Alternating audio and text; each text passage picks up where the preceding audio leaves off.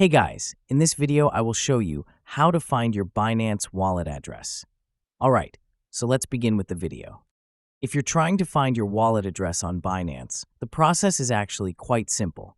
First, open your Binance app and tap on the Assets tab.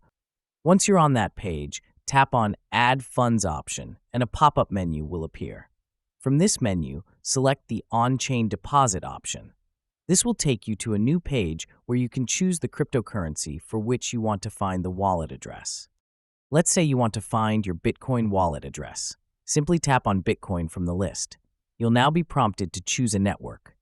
Select the appropriate wallet network under the Choose Wallet Network option.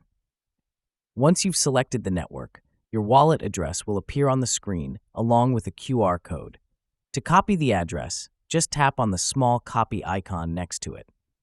If you prefer, you can also save the QR code as an image by tapping on the Save and Share button, which gives you the option to save the picture for later use.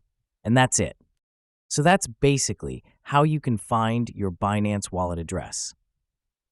So that's all for this video. Consider subscribing if you find it helpful, and I'll catch you in the next one.